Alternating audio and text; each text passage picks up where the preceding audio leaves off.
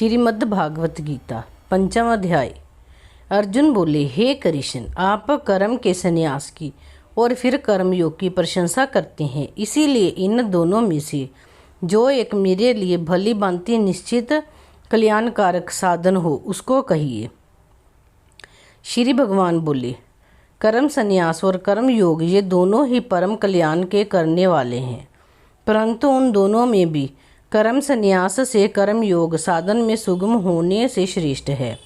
हे अर्जुन, जो पुरुष किसी से द्वेष करता है और ना किसी की आशंका करता है, वह कर्मयोगी सदा सन्यासी ही समझने योग्य है, क्योंकि राग द्वेष आदि द्वंद्वों से रहित पुरुष सुखपूर्वक संसार बंधन से मुक्त हो जाता है। उपयुक्त संन्यास और कर्म योग को मूर्ख लोग पृथक पृथक फल देने वाले कहते हैं, ना कि पंडित जन, क्योंकि दोनों में से एक में भी सम्यक प्रकार से स्थिति पुरुष दोनों के फल रूप परमात्मा को प्राप्त होता है।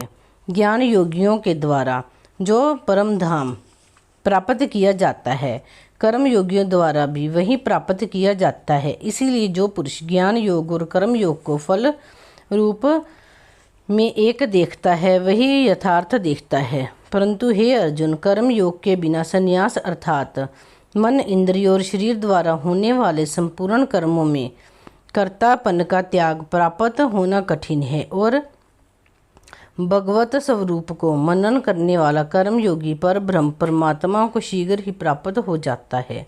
जिसका मन अपने वश में है, जो जितेंद्रिय एवं विशुद्ध अंतकरण वाला है और संपूर्ण प्राणियों का आत्म स्वरूप परमात्मा है, जिसका आत्मा है, ऐसा कर्मयोगी कर्म करता हुआ विलिप्त नहीं होता।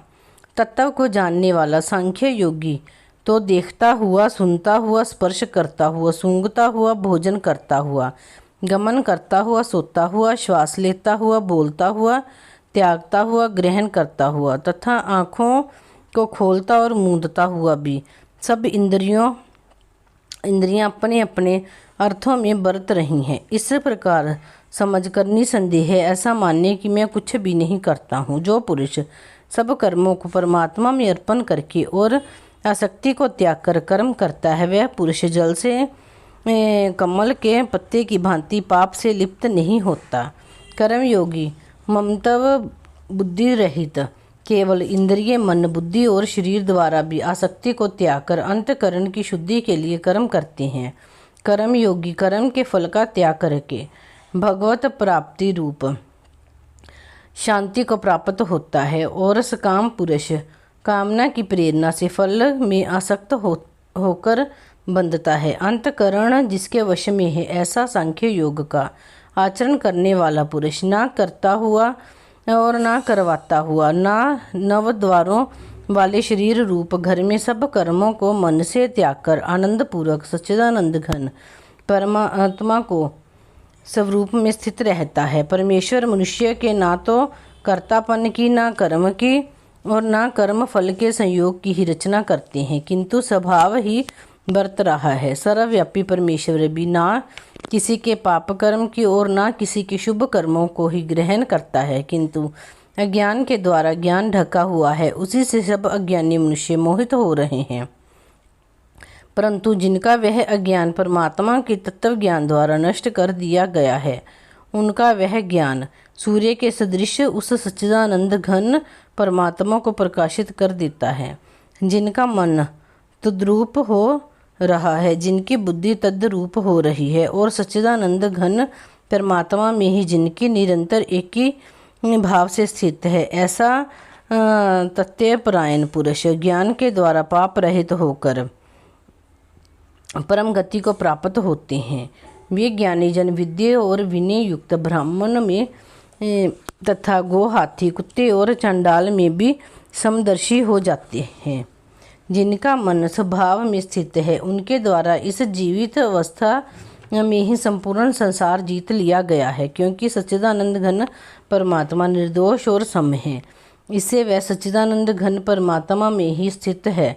जो पुरुष प्रिय को प्राप्त होकर हर्षित नहीं हो और अप्रिय को प्राप्त होकर उद्विग्न ना हो, वह स्थिर बुद्धि, संशय रहित, ब्रह्मवेत्ता पुरुष सच्चिदानंद घन परम ब्रह्म परमात्मा में एक ही भाव से नित्य स्थित है। बाहर के विषयों में आसक्ति रहित अंतकरण वाला साधक आत्मा में स्थित जो ध्यान जनित सात्विक आनंद है उसको प्राप्त होता है। तदंतर वह सच्चिदानंद घन परम ब्रह्म परमात्मा के ध्यान रूप योग में अभिन्न भाव से स्थित पुरुष अक्षय आनंद का अनुभव करता है। जो ये इंद्रिय तथा विषयों के संयोग से उत्पन्न होने वाले सब भोग हैं, यद्यपि विषय पुरुषों को सुख रूप भासते हैं तो भी दुख के ही हेतु हैं और आदि अंत वाले अर्थात अनित्य हैं। इसके लिए हे अर्जुन, बुद्धिमान विवेकी पुरुष उनमें नहीं रमता। जो साधक इस मनुष्य शरीर में शरीर का नाश होने से पहले ही काम क्रोध से उत्पन्न होने वाले वेग को सहन करने में समर्थ हो जाता है, वही पुरुष योगी है और वही सुखी है। जो पुरुष अंतरात्मा में ही सुख वाला है, आत्मा में ही रमण करने वाला है तथा जो आत्मा में ही ज्ञान वाला है, वह सच्चिदानंद घन परम ब्रह्म परमात्मा के साथ एक ही भाव को प्राप्त सांख्य योगी शांत ब्रह्म को प्राप्त होता है। जिनके सब पाप नष्ट हो गए हैं, जिनके सब पाप संशय ज्ञान के द्वारा निवृत्त हो गए हैं, जो संपूर्ण प्राणियों के हित में रत हैं और जिनका जीता हुआ मन निश्चल भाव से परमात्मा में स्थित है, वे ब्रह्म बेता पुरुष शांत ब्रह्म को प्राप्त होते हैं।